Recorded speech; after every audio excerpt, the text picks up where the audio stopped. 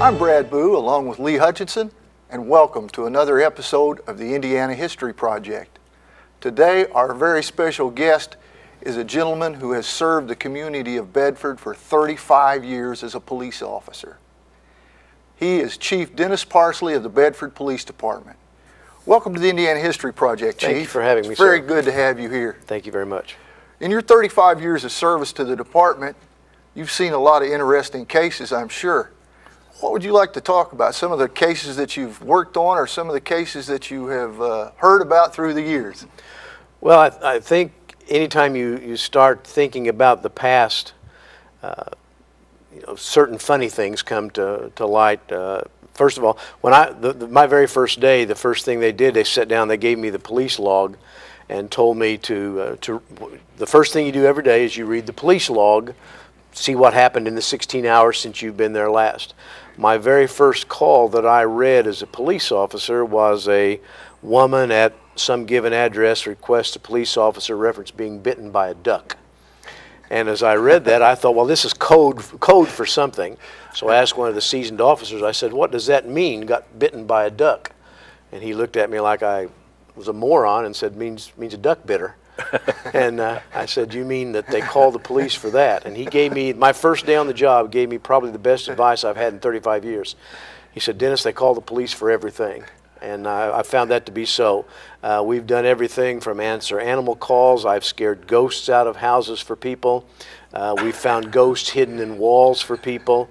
You know, you look at you have to look at the funny side like that because some of the more gruesome things really get to you if you allow it.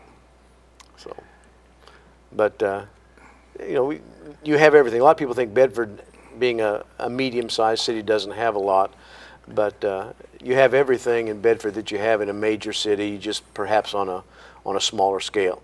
You have the domestics, you have everything like that, all the way up to the homicides. And a medium-sized town like us, the officers have to be trained and have to be able to respond just like a big city officer does. Now, you've served from a patrolman all the way up to chief. Right. What all assignments have you handled within the police department? I worked in patrol for a number of years. Then they started they had the officer-friendly program for years. In 1984, they decided to start a second-level officer-friendly program that went through junior high and high school. So they assigned me to that. So I worked with the officer-friendly program in the junior highs and the high schools from 1984 for about 8 or 9 years. During that time frame, in the summer months, I would work wherever they needed me. If they needed me back on a crew, I was assigned to a crew. I got to work some investigative work during that time frame.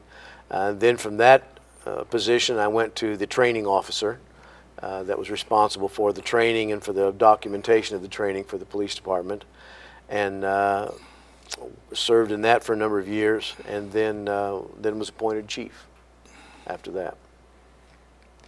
And what is the most interesting case you can think of that you personally have worked? It doesn't have to be just an interesting case of some type that you've worked that you just think is worthy of being mentioned here. You really put me on the spot there, Brad. The major cases, the big cases that you work, they stick in your mind, but the things that I enjoyed the most was just the very minor things. The cases where you work with people in their environment, you work with people that are having perhaps neighborhood problems or traffic control problems or things like that. They call it community policing these days. We didn't call it community policing back then. We didn't know anything about community policing. But to me, the ones that stick in my mind the most are the ones where maybe not a huge case, maybe not a homicide, maybe not a robbery, maybe not something like that, but something, the ones that you just help somebody in an everyday circumstance. We had the bank robberies a few years ago. We had a couple bank robberies the same year. Those were exciting. Unfortunately, people say, well, you shouldn't be excited about stuff like that. The adrenaline gets to going, and it is exciting. It's not good, but it's exciting. But cases like that are thrilling. when you have to somebody you actually have to pursue, and then you finally do get them and get them into custody. It's a fulfilling thing. Things like that are stick in your mind.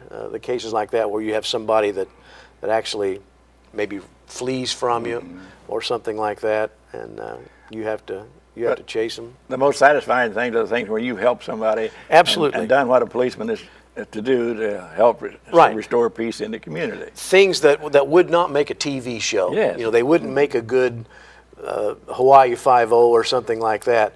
But it's the day-to-day stuff that people need, and that's fulfilling. That when you can go home and know that, I didn't solve a huge crime today. There was no huge crime today, but somebody called the police department today, and to them that problem was very important at that time, and I helped them solve that problem. It's a good feeling. And I know that the police department has helped children along the way, encourage them to stay in school and so on like that. Right. What are some of your interesting memories as being officer friendly? One of the things that I tried to do from the very beginning was overcome prejudices. We have natural prejudice. We have natural assumptions. All cops like donuts. That's kind of a natural assumption. I'm not a big donut fan, but that's a natural assumption. One of my first things, a little bitty guy, rolled down the bus window, stuck his head out, and he said, "Hey, are you a cop?" I said, "Yeah." He said, "I don't like cops." I said, "Well, okay." And I thought right then, that was early in my career as an officer friendly, I thought that's something I'm going to try to do. Is during the course of this officer friendly, as long as I'm assigned to this, is try to make the kids know that cops are people just like anybody else. They've got a job just like anybody else. They've got family just like anybody else. So that was one of my goals as an officer in the officer friendly program, was to make sure that the kids realized you're just people, just like anybody else. That program was very effective in the elementary schools while I was principal. Yeah. Because, and when I was growing up as a kid, we knew the policeman by first name, and we would wave and hi. And you're talking about, you're going to bring up Johnny Payton after a while. He started the first school safety patrol program in the United States, someone said. And I believe it was, but he started it way back there. And I was still in elementary school. We had the little white belts and the crossing guards, and he would involve, 12, depending on how many the principal needed at different corners. But he wouldn't involve those children as junior. They were almost junior policemen. Yes. They had traffic patrols, and they had the badge, the belt, and the cap, and the whole works. And I would have given an arm and a leg to have been a traffic patrol man when Johnny Payton was running the program. But then when you came along with Officer Friendly, you had children right there with the uniform, with the man, and they knew that he was a man, not the uniform. And to this day, Neil Hayes, who is retired officer friendly, was officer friendly for years. When you talk to Neil to this day, you can be talking to him and somebody will walk by that's an adult now, that's a 40-year-old adult, and they'll say, "Hey, Officer Friendly, good to see you." They don't remember his name, but they remember that he was officer friendly, and remember his influence that he had in the schools. That's the way it worked. And that's a good feeling. I have, they didn't call me officer friendly, but I still have adults to this day that remember me, and because of the school environment, they were required to call me Mr. Parsley, which is fine. But to this day, I'll have people your age, Brad, come by. "Hey, Mr. Parsley, you remember me?" No, I don't. Where'd I have you in school? And knew that was a student, that I'd had. So I think that was a very positive program. Well, they look forward to it. Yeah. I mean, policemen coming to school was a break in the action. Yeah. The monotony of school, classroom work, and so he was an important person. Yeah. Do they still have that program? They call it the DARE program now. Yeah, the DARE program. Okay. But yeah, it's the same type of program. It's a supplement to whatever the teacher's teaching at that time. DARE has its own curriculum now. It's a little more structured. When I was doing it, they would call me and say, "Hey, can you come in health class and talk about such and such? Can you come in my history class and talk about?" And we would develop curriculum that went along with what that particular teacher wanted. So it's a little more structured now, but it's the same thing. The DARE officer is a uniformed officer going to class, supplementing what the teacher's talking about, but also just showing the students that hey, we're just people like anybody else. And for the audience, would you explain what DARE stands for? Drug Abuse Resistance Education, or Drug Awareness Resistance and Education. There's two different acronyms, I think, that they've developed over the years, but it's more of an awareness situation, or more of an awareness program, where they try to make the kids aware of. And it's not just drug related now; it's relationship related. They do a lot of things with bullying and relationships between the kids at school. So it's a pretty good program. Well, it's an important program too, because if you can keep the children off drugs at an early age, you don't have to arrest them manufacturing methamphetamine behind the school. Right. And I want to congratulate your department for that. I think that's just hideous that people in this community are out there trying to manufacture meth behind schools. And your department is really keeping a close eye on that, and we'll talk about that later. Okay. But I want to thank you very much as a citizen for what your department's doing to keep the drugs off the street and send these people where they belong. I get off my soapbox now. We get back to the program here. Would you care to comment on this picture up here, Chief? We've got some pictures of obviously the very early police departments, police members. This one was taken in the early 1900s. We've got a couple of pictures where the officers have the long coats on and the bobby type helmet hats. One of them is dated 1910. I think that's part of one right there. That's what the police department looked like in 1910. Jimmy Guthrie wrote about that in his history, and he said, in the World War I area, they had 6 policemen, and there you have 6 policemen. Yeah. It's been interesting to look up some of the old records and see how many policemen there were, and what schedules they worked, and how much they were paid, and things like that over the years. But well, how many do you have now on the force? we've got 30 officers on the police department In now. 1928, you had 10. Yeah. Yeah. So it's amazing. it has increased some. I kid the mayor every time I do budget or anything, asking her how many. I'd like to have 30 more policemen. You know how that goes.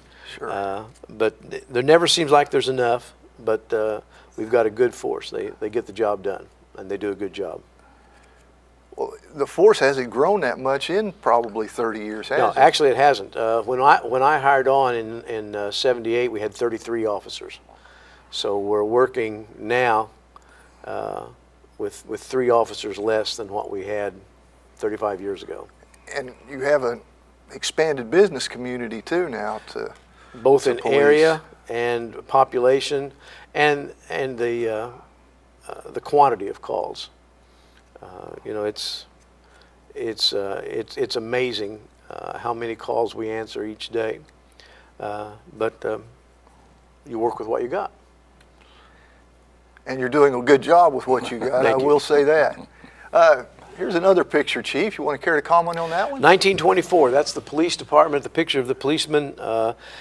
Where they are is actually out the back of City Hall was the police department at that time, and that door now is the door that goes in off of K Street, goes into the clerk treasurer's office. That was the police department at that time, and that's your officers in 1924. Oh, here's a more modern picture, I think. Right. It looks like they got on the powder blue ties in this They one. do have. If you could see the third officer from the right, powder blue was the issue apparently, but he didn't have one. If you could see that better, I don't know if you can see that, but the third officer from the right, he's got on a striped tie.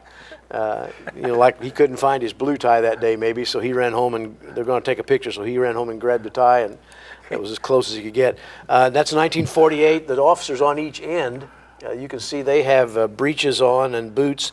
Those are state police officers.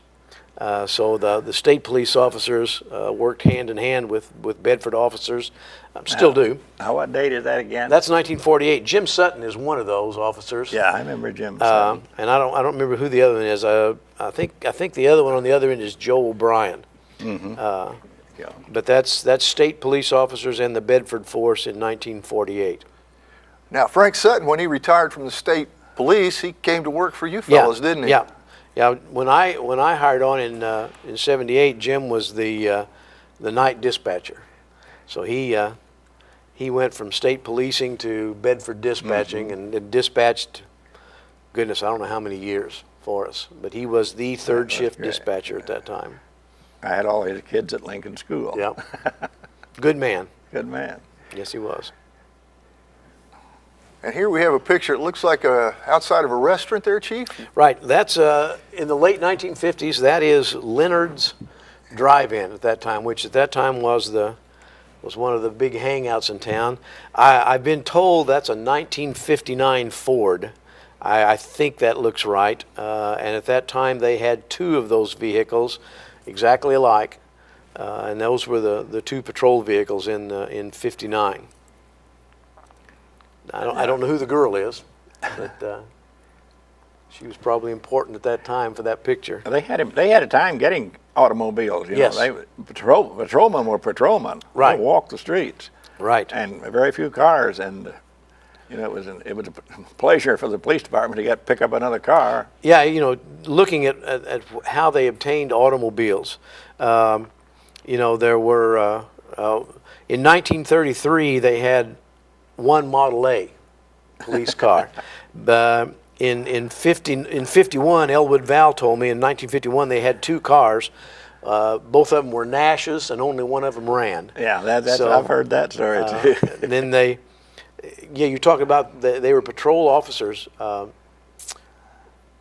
common practice, the police department had a telephone, and the phone company at that time was in the old Kresge building that did burn down at the corner of 16th and I Street. Above Keller Store. Yep, and there's a picture in City Hall and a picture at Dan Carter Mortuary of a panoramic picture of the square, and above that old, where the telephone office was, you can see two big bells outside the window. And what would happen when somebody would get a hold of the police department and needed a police officer, the officers patrolled on foot, and the police department would call the telephone company. Telephone company would, one of the operators would push a button and ring that bell, and that told the officers that they had a call pending. The officers would then walk back to the police station, or later on they had 4 call boxes around town, get the call from either going to the police station or the call box, and then walk to wherever the call was.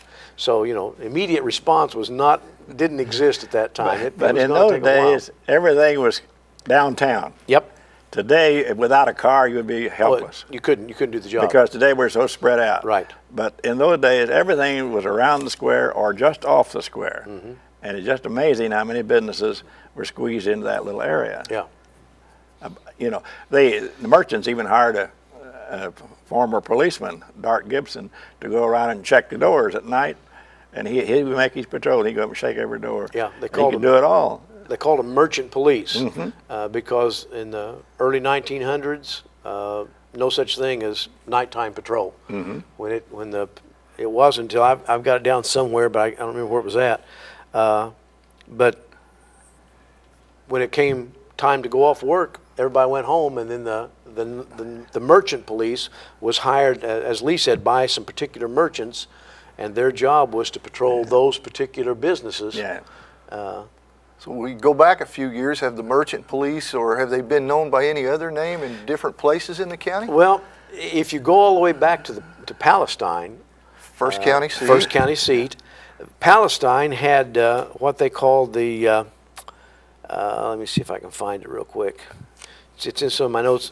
Horse Thief and Vigilante Association. Yeah, Horse Thief and Vigilante Association was the policing powers in Palestine. Horse Thief and Vigilante. Horse Thief and Vigilante Association. I don't think I would want to mess with those guys. Doesn't sound like. No, I don't think they'd read your rights. No, I don't think so. 1895, I did find records that refer to a marshal and a night marshal. I couldn't find any names, but I could find payment made to a marshal and a night marshal. Now, whether that night marshal, was on duty from daylight to dark or dark to daylight, I don't know. But one of the things I found, that night marshal was instructed to arrest this is the wording, arrest any saloon serving without a liquor license. So that was one of his jobs, was to patrol the saloons, I guess, and make sure they had the appropriate license. Is that the first you can find for what grew to be the Bedford City Police Department? You find records, the old city council records going by payroll and things like that. You can trace back. Lucian Payne was the first. He was mentioned as the first, or as a city marshal. That was in 1889, and if I'm not mistaken, he became the first chief of police, because he's referred to in city council records as chief of police finally when Bedford became a city in 1889. And then going by city records, you know, I found a list of the chiefs, and I hope they're conclusive, from Lucian Payne up to the present. Mm-hmm. So that's and how many are there? You know, I don't know. I haven't counted. 1, 2, 3, 4.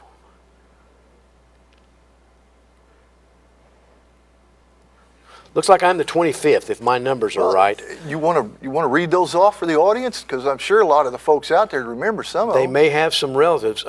Lucian Payne, the initial C, McCain, was number 2. Number 3 was Frank Russell. Then James Myers, John Gretzer, Charles Payne, Joseph Pierce, John Woodruff, Fred Bowen, Peter Monacle, A.J. Lee, Mahlon Rainbolt, Clarence May, Lowell Simmons, Jess Cundiff, Lowell Simmons again, he was chief twice, George Llewellyn, Ernie Matthews, Joe Kirkman, Dave Lewis, Dean Duncan, Bill Haverly, Ken Bell, David Gerard, and Dennis Parsley. Now, I think that list is all-inclusive. If somebody knows one that I've missed, I would be tickled to death for them to, because what I did was went by payroll records. Yeah. And tried I to bring back compile memories I knew about the last, maybe the last 10. Yeah. I knew. Yeah, Jess Cundiff gave me a lot of this information years ago when he was still living. He was able to provide us with a lot of stuff as far as when we got the first cars and the first radios and different things like that. He and Elwood Val were just a real sources of oh, information. Mercy. They You sure know, were. Jess, when I was principal at Lincoln School, old Jess made a paddle. He was hobby was woodworking, and he made a paddle of inlaid wood, beautiful paddle. Of course, you can't use it anymore. use it It's an anymore, antique. that's It's a right. relic. Yeah. Bedford was fortunate. Carl Finger, that Yeah, Carl. I helped remember with Carl the at radio. I mean, well, he station. established, I guess, He the was. radio He station. was with the radio. Yeah, he built the first radios for the police department, and you know we were fortunate, I guess, in this community to have somebody with his talent that was able to outfit the cars with radios. At that time, if you were going to operate the radio, each person who was going to operate the radio had to pass what was called a Class 3 operator. Had to get a Class 3 operator's license. So if you were going to use the radio, you had to have some sort of license like that. And then finally, they were. Now that would have been back in 40. 43 Yeah, is the way date that I back, have yeah. on that he built the first radio. Car-to-car radios.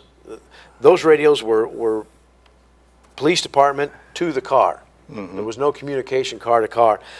From what I can find, it wasn't until 1953 that there were car-to-car radio. 1952, that he provided with car-to-car radios. So, you know, there again, like Lee said about the city spreading out. When you think about the communication capabilities, without communication today, you know, we would be just dead in the water.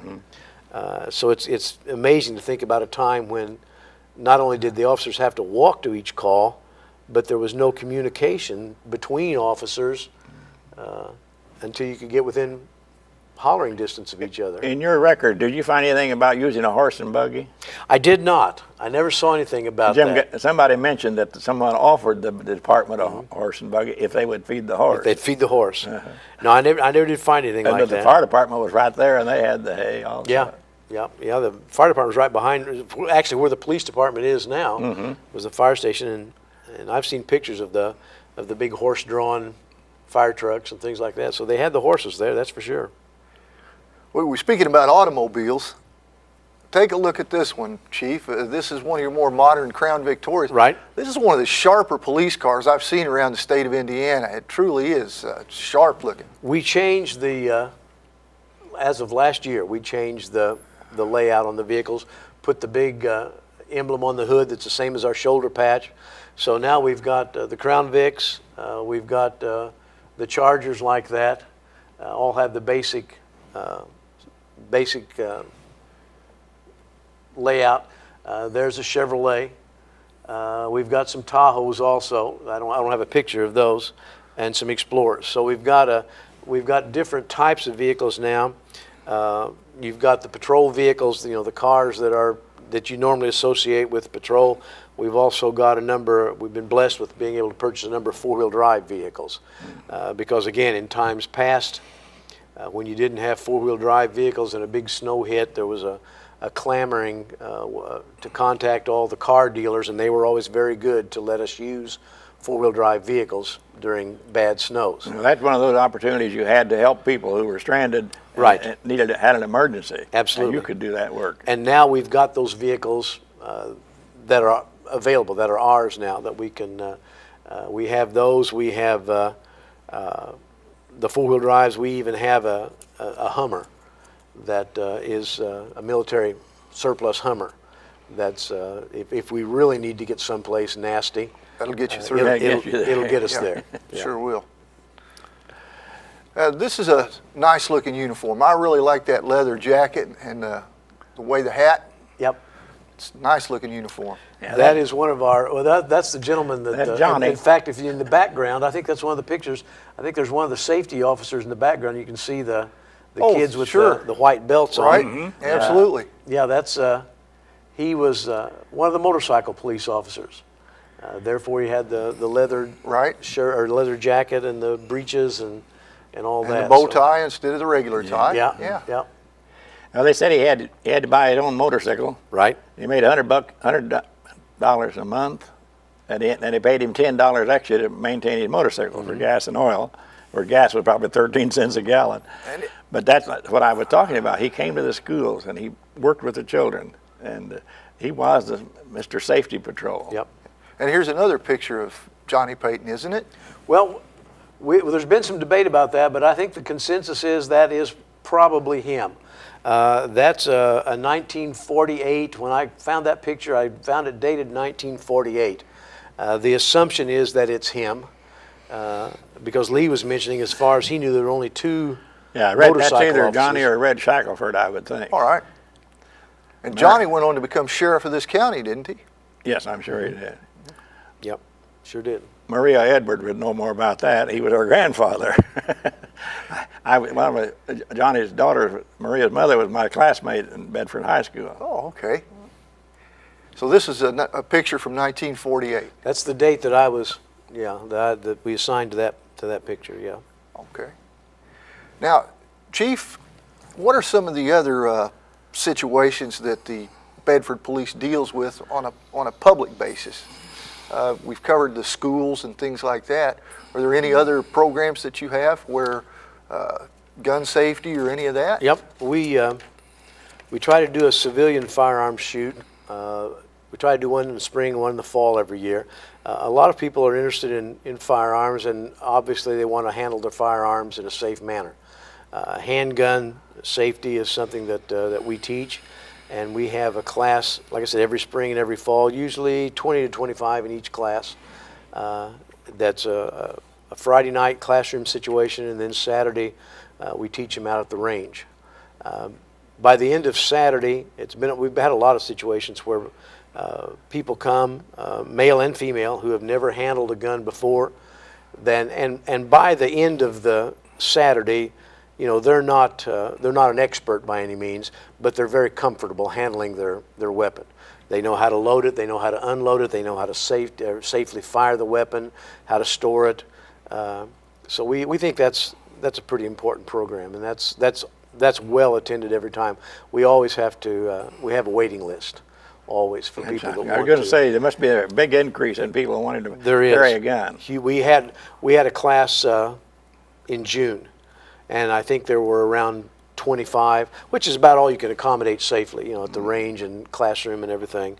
But we had to turn people away. We've already got people on the waiting list for the fall training. So that's something to do.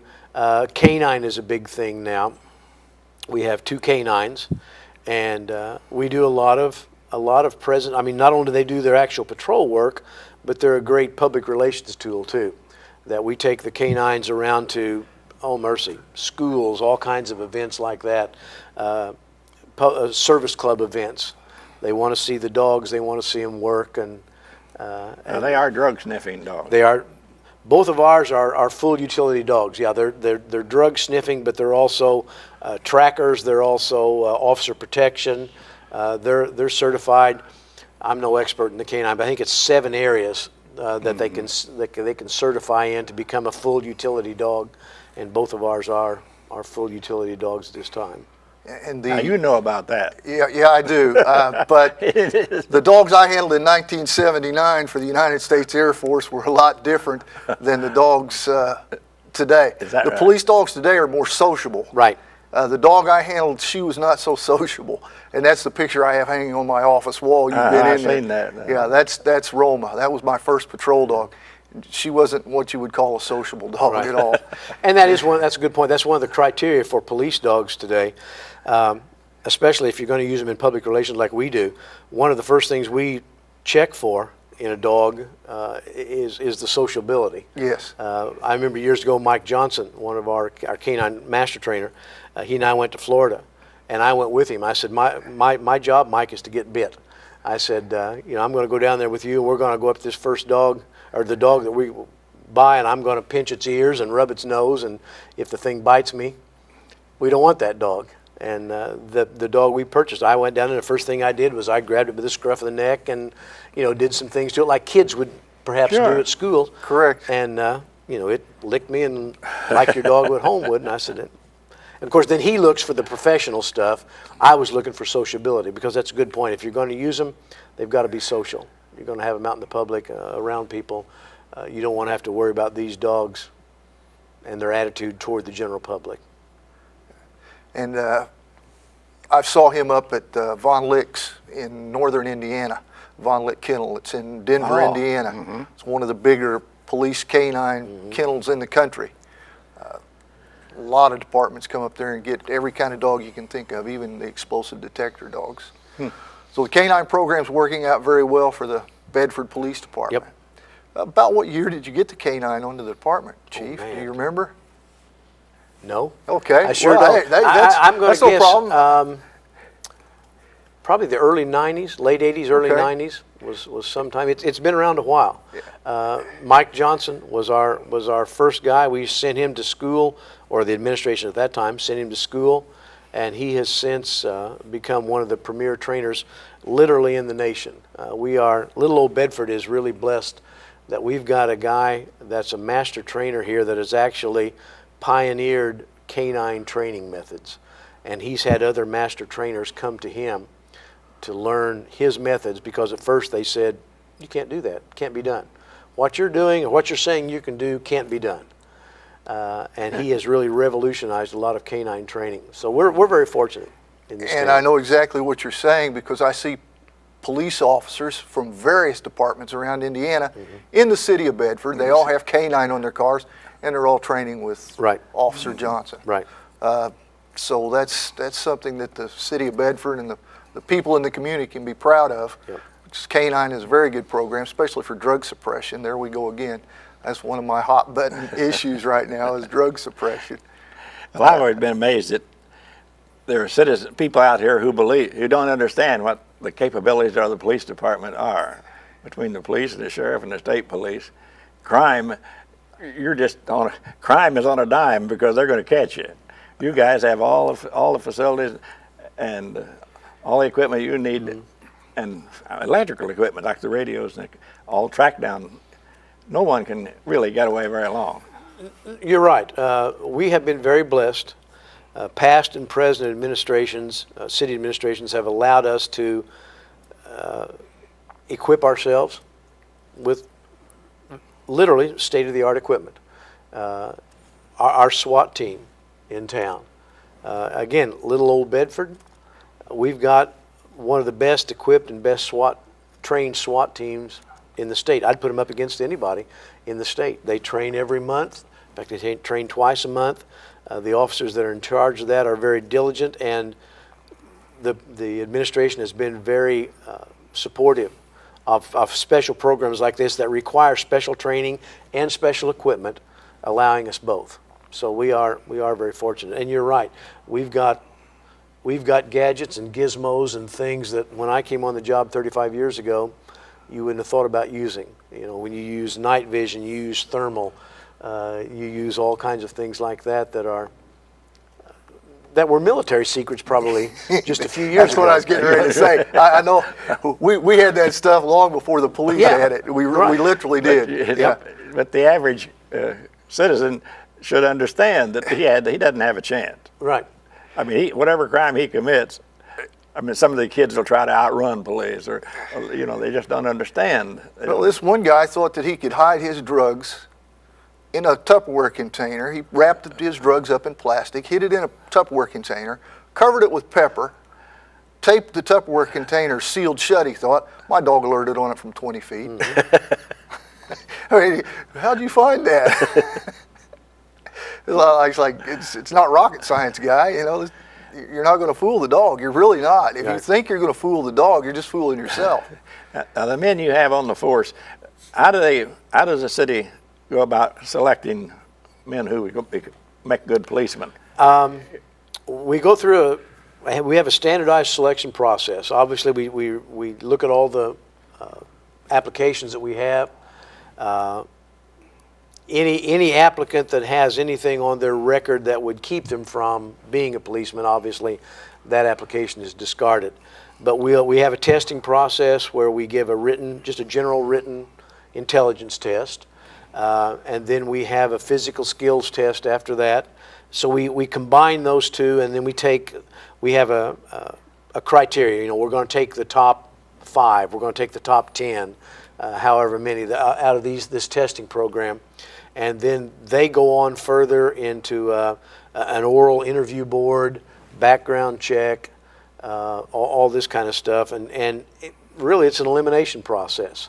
You're looking for people who, on one hand, will be qualified, good police officers, but on the other hand, you're looking for somebody that's we have to eliminate this person for this particular reason or whatever. So it's a culling process somewhat. And we've been very fortunate since we started this particular way of selecting officers. It does away with the years ago, hey, my sister's brother's son wants to be a cop, let's run him in here. That's what I remember back in the and that was, there was favoritism and patriotism, right? And we've tried to do away with it. We tried to make it more of an objective, qualified system rather than just because, hey, my nephew wants to be a policeman, let's hire him. The politics, and again, we've been very fortunate in this administration, especially since I've been chief. Politics don't play into it, and that's a good thing. That's a very good thing. That's a very good thing. Yeah, it is. That way, you get the most qualified. You get the most qualified people rather than somebody who happens to be the mayor's brother-in-laws, son-in-laws, uncles, whatever. You know, that type of thing. Do you have a merit board here, or? The city does not have a merit board. I think the county does, but no, the city does. We have an executive board at the police department that consists of four officers that their job is to rule, so to speak, the police department. Their job is to review anything that needs to be reviewed and collectively make any kind of recommendation or any kind of discipline or any kind of anything that's problematic. This board is, and so it's in a way it works kind of like a merit board in that if something happens, it's not just my decision as to what happens. It's that board's decision. They get together and collectively decide on a situation. Now, is our salary schedule level with other cities this size? Can we offer? Can we keep those men? Yes. Yeah, we can. I don't have a salary schedule with me, No, but no, just generally. but yeah, generally we can compete with any other city our size in this part of the state. Yeah, we're competitive as far as salary and benefits. And you have take-home cars now. We do have assigned vehicles now. That's something we worked for a number of years. And again, our present mayor has supported that. Assigned vehicles, a number of things about them that's beneficial. First of all, that officer has that vehicle outfitted with his or her equipment, so that if a call goes out, hey, we need 15 police officers here now, it's a matter of phone calls, and those officers can jump in those vehicles. They've got every bit of equipment they need. And I've said this before. It sounds corny, but they could literally go to war by just going out and jumping in their car and turning it on. They're ready to go. They've got all the equipment there.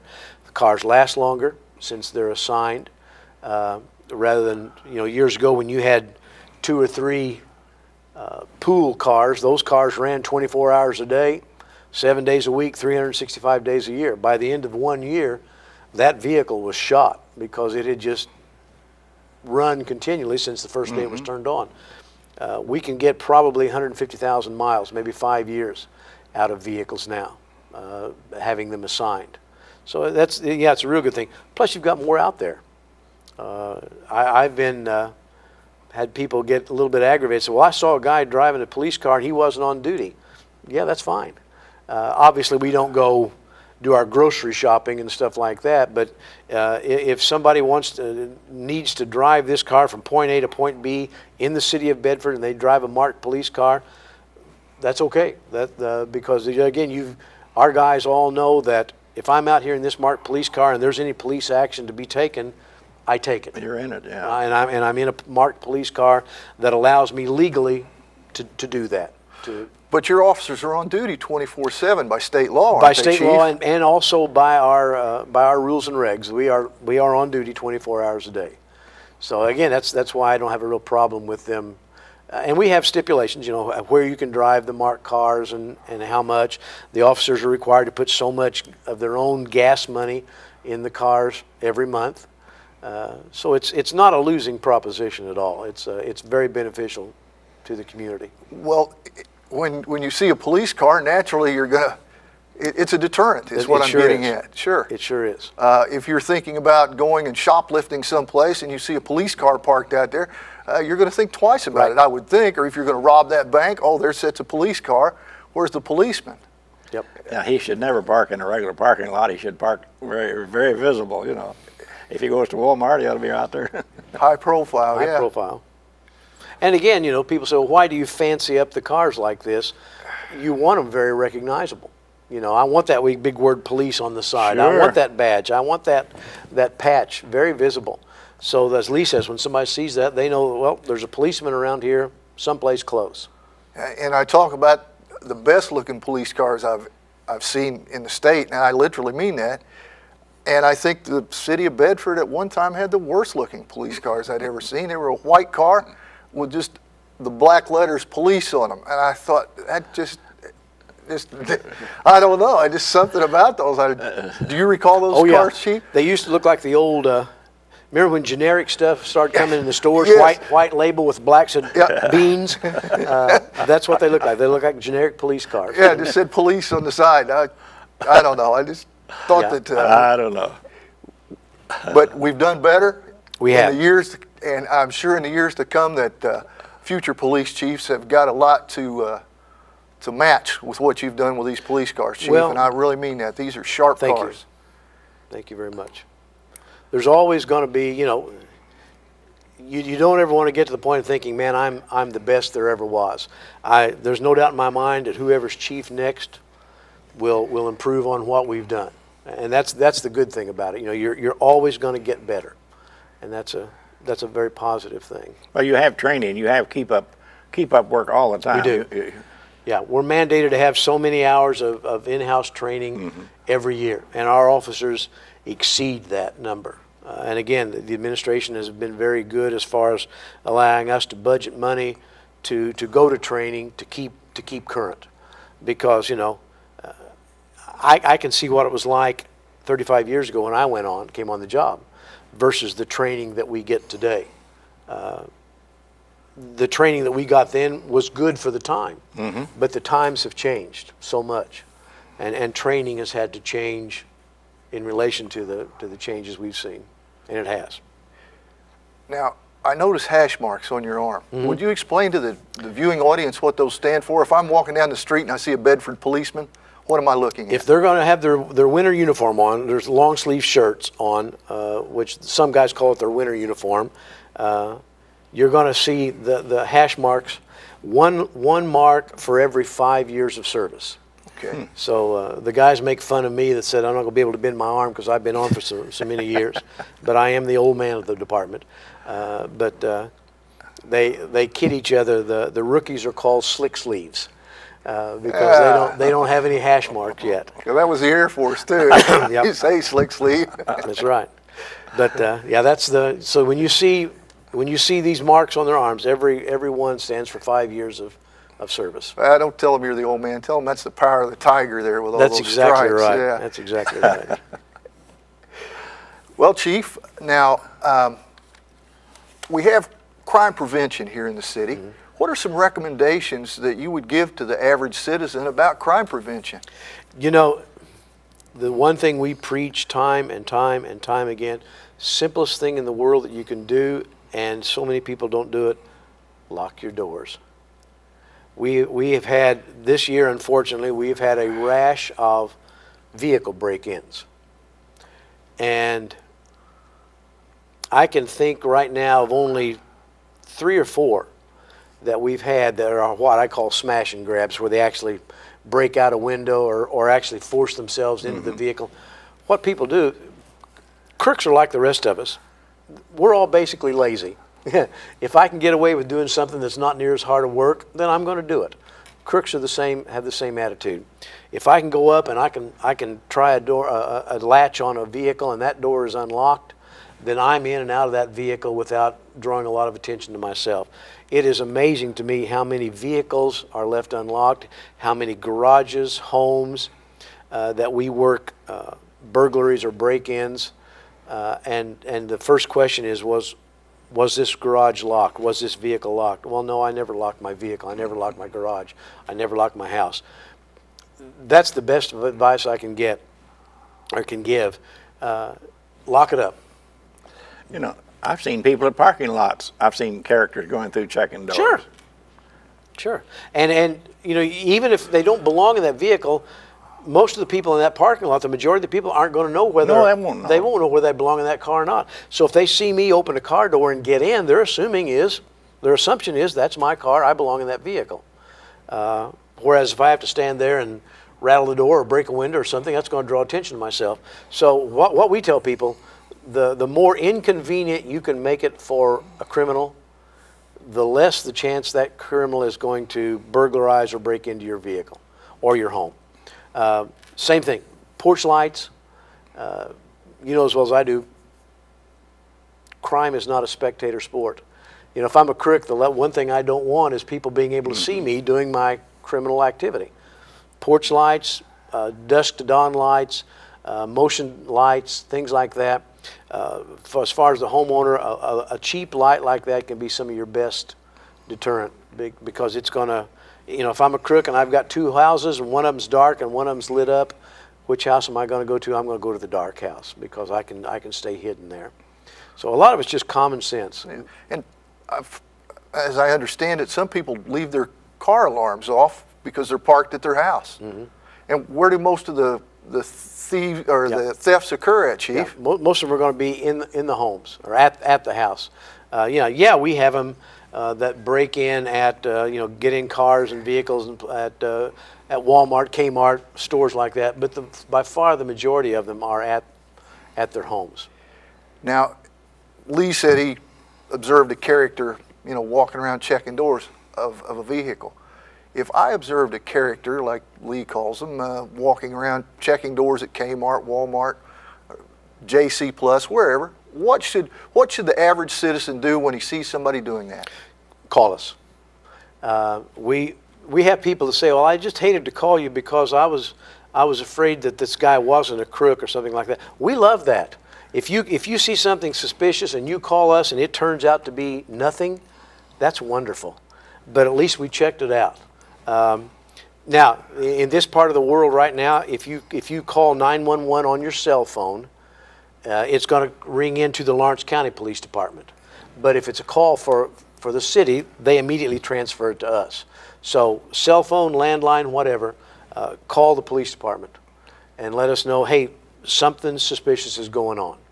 And we'll get there as quick as we can. We're a highly mobile society right now, Chief, and if somebody has a 317 area code cell phone or 765 or another area code from outside the state, when they dial 911, does that automatically channel through to Lawrence County? Right. If they're in this area where it hits on our towers, it will channel it to Lawrence County Police Department. That's my understanding. So right. It doesn't matter what their area code is, as long as they're in the range of our towers here. Now, the 911 calls, the situation that Lee was alluding to, would that be a 911 call in your opinion? Sure. Okay. Absolutely. Anything that is, what you don't want to use is 911 to say, hey, my Miss Smith's dog's running loose. yeah, I've got a dog in the neighborhood, or my house is locked up and I can't get in it. Excuse me. Call on the administrative line for something like that. We'll still respond, okay, but the 911 lines are for true emergencies, something that's happening that really needs attention right now. Absolutely. And just for the people at home, what's your administrative number, Chief? 275-3311. 275-3311 is the administrative line for the Bedford City Police. Right. All right. Now, we'll talk about drug suppression. Your department's doing a whale of a job on that. I want to commend them again. But let's say, just for an example, Lee and I are at Walmart or Kmart or wherever else. We notice some hokey items being purchased by John Doe in front of us, say at Walmart or Kmart. What should we do? I know that there's precursors for methamphetamines. Right. Do you know those right off, Chief? Well, my goodness, there's so many. You see people, and let me preface this by saying this is stuff that normal people buy every day. They just don't buy it in quantity, perhaps. Acetone. You go to your paint store or Walmart or Kmart to buy acetone in the paint department. Heat, the stuff you put in your gas tank, to keep the winter freeze. Muriatic acid, people buy that for their swimming pools. Coleman fuel, ephedrine, the Sudafed, things like, of course, those are regulated more now. Lye is something that can be used. Drano, things like this, the things that the normal household, okay, maybe I need to buy a can of Drano every 6 months.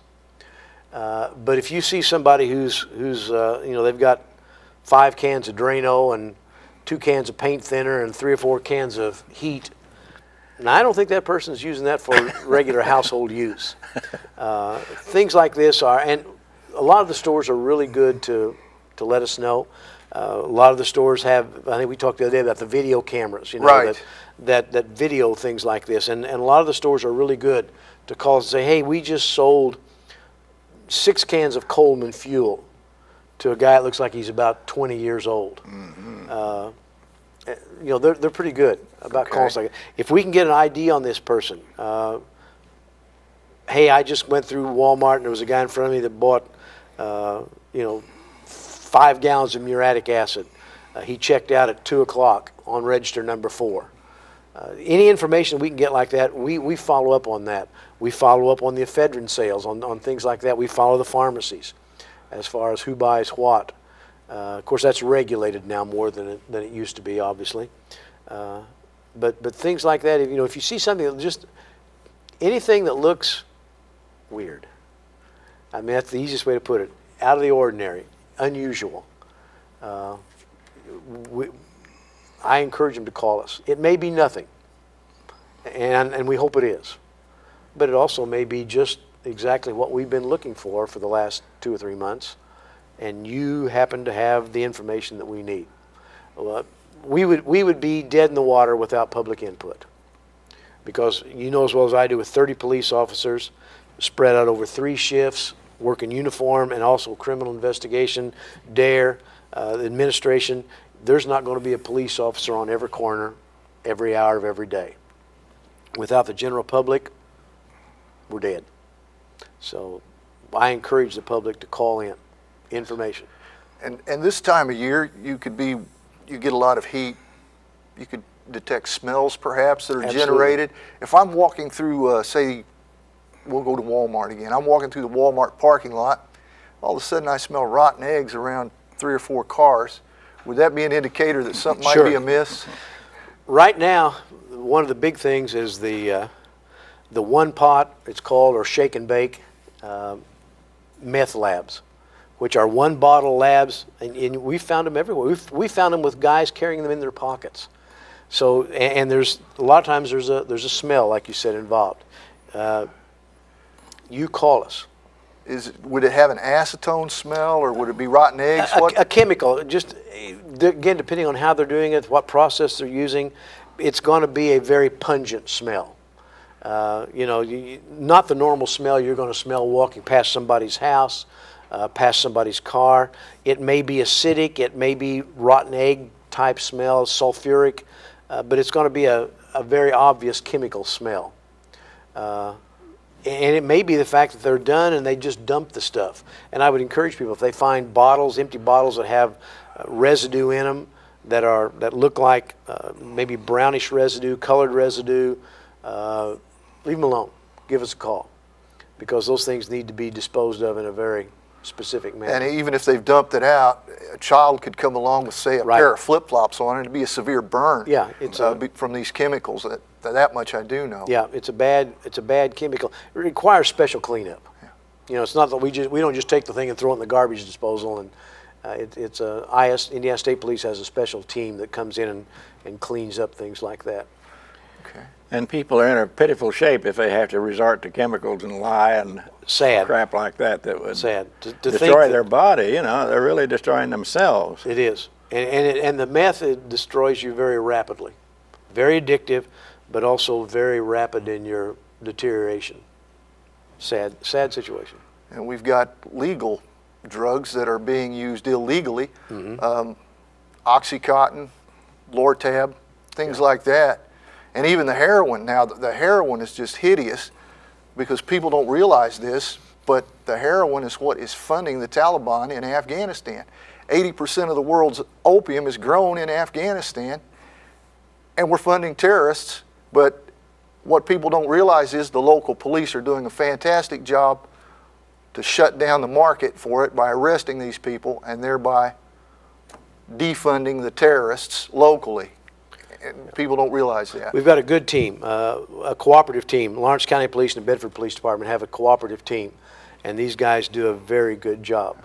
They're dedicated. They put in hours and hours and hours of work of following up and finding these people. Well, Chief, we're running out of time here, and I want to sincerely thank you and the men of your department for what you're doing for the city of Bedford and Lawrence County. It's been a pleasure. Been a pleasure, Chief. In fact, it's been very educational. Yes, it has. Yes, it has. And I appreciate this and look forward to having some other police officers on perhaps, and we'll talk about that when we're off the air. So for the Indiana History Project, I'm Brad Bough, along with Lee Hutchinson and Chief Dennis Parsley. I want to sincerely thank you for watching and remind you to like us on Facebook. If you like your security, please thank a police officer. If you love your freedom, be sure and thank a veteran. So long, everyone.